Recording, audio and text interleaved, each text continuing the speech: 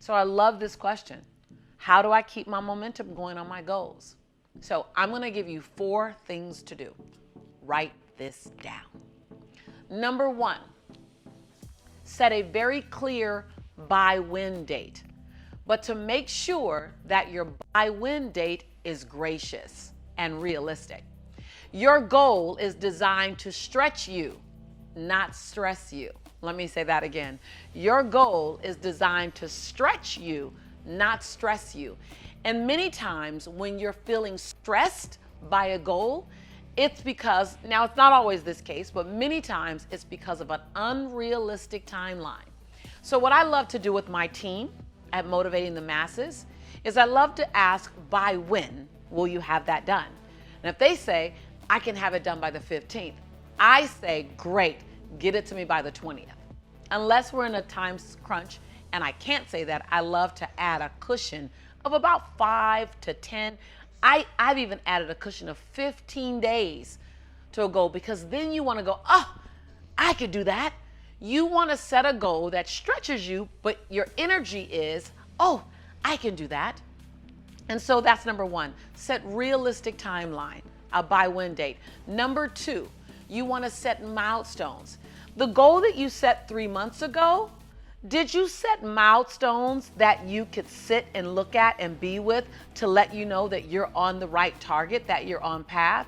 And if you're off path, it can let you know. Such as, if one of your goals, the New Year's resolution of all times, was to lose 25 pounds, right? Inside of 4 months. Then if that's the case, how many pounds will you lose every 2 weeks? How many pounds should you be at in 30 days? So that you can see if you're on target or off target, and then give yourself permission to redesign the goal. Oftentimes we let our goals sit in mold, like we don't let the goal move. In reality, that goal has some movement.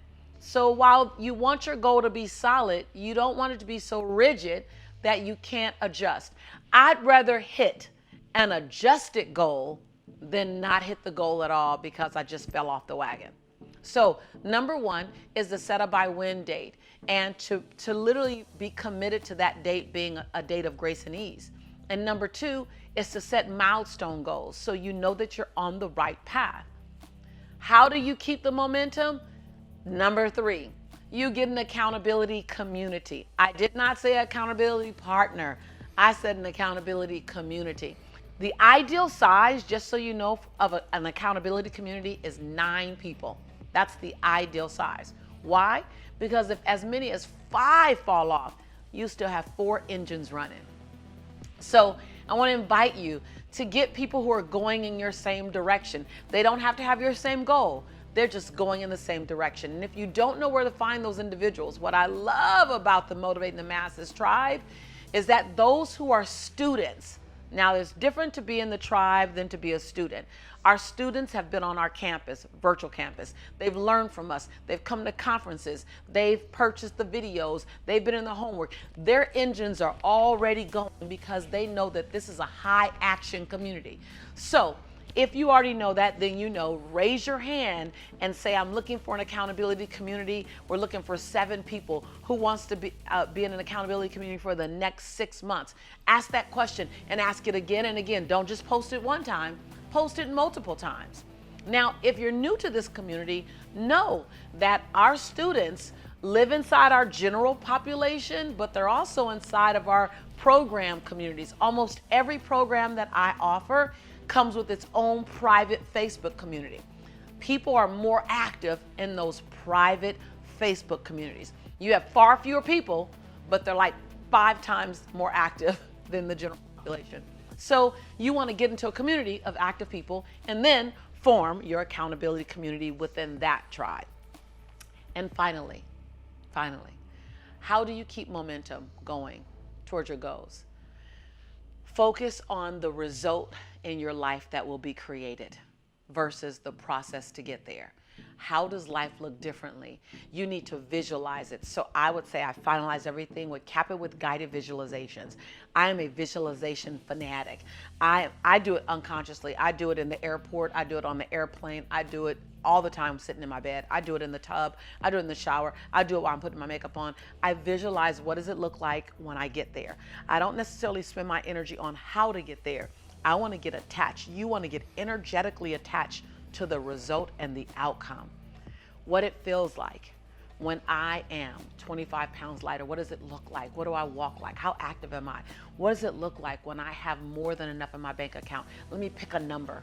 Let me visualize a number, very detailed. How does life look differently? Not just with toys and bells and whistles, but what does the grace and ease feel like? What can I do differently for my mom? What can I do for my son? What can I do for my dad?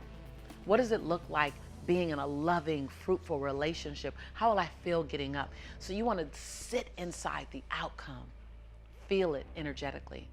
Energy grows where energy goes. So don't spend all your energy thinking about how to get there. Invest your energy in what it feels like once you've arrived, and then back into the process.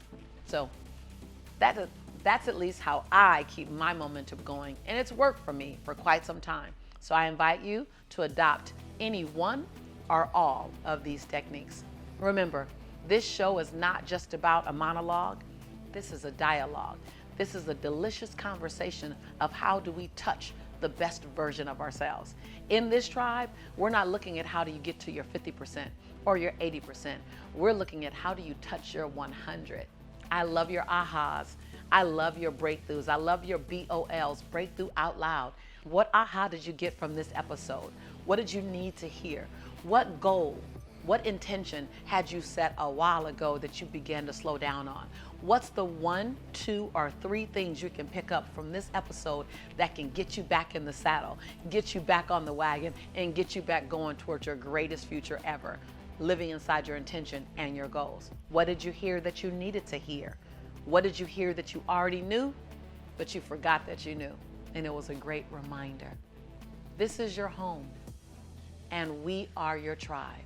So I invite you to comment and subscribe. And every time you come back, we're going to say, welcome home. Because I'm your sister in prosperity and in possibility.